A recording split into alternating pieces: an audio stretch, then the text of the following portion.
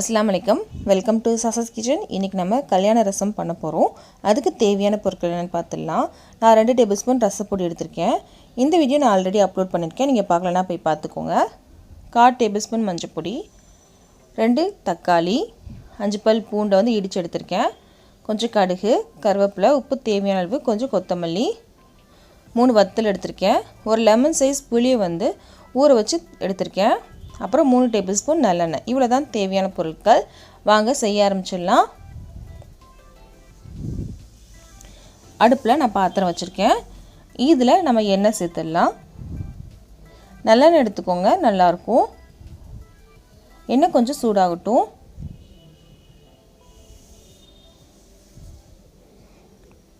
எண்ணெய் சூடாயிருச்சு. இப்போ கடுகு சேர்த்துடலாம். கடுகு நல்லா பொரியணும். கடுகு நல்லா பொரியணும். ரசப்பொடி வீடியோ நீங்கள் என்ன பார்க்கல அப்படின்னா எண்ட் கார்டில் கொடுக்குறேன், நீங்கள் போய் பார்த்துக்கோங்க. ஐ பட்டன்லையும் கொடுக்குறேன், நீங்கள் போய் பார்த்துக்கோங்க. இதுக்கு அடுத்து கருவேப்பிலை சேர்க்கணும்.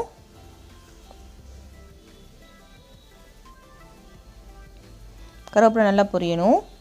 இதுக்கு அடுத்து பூண்டு, வத்தல், இது எல்லாமே சேர்த்துடலாம்.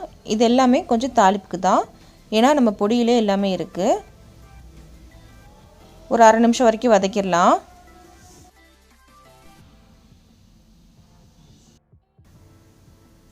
அரை நிமிஷம் ஆயிடுச்சு. இந்த அளவுக்கு வதங்கினாலே போதும். இப்போ நம்ம தக்காளி சேர்த்துடலாம்.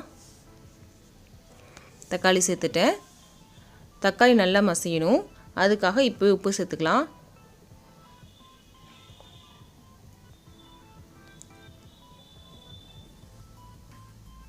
தேவையான அளவு உப்பு இப்போயே சேர்த்துட்டேன்.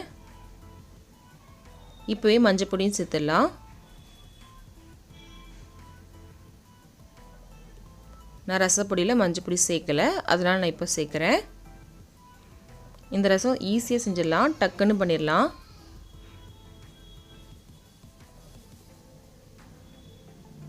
ரசப்பொடி இருந்தாலே போதும். இந்த ரசப்பொடி வந்து 6 மாதம் வரைக்கும் கெட்டு போகாது. இந்த அளவுக்கு மசியணும். இப்போது 2 ஸ்பூன் ரசப்பொடி சேர்த்துக்கிறேன்.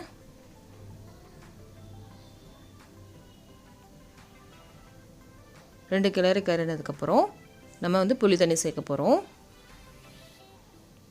இது ரொம்ப வதக்கணும்லாம் அவசியம் கிடையாது, ஏன்னா நம்ம முதவே ட்ரை ரோஸ்ட் பண்ணி தான் நம்ம பொடி பண்ணியிருக்கோம். அதனால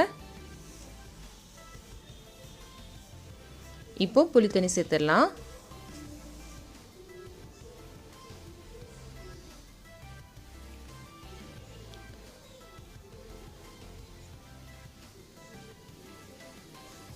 இந்த ரசத்துக்கு 5-6 பேர் சாப்பிட்லாம் கண்டிப்பாக, இந்த அளவு ரசத்துக்கு.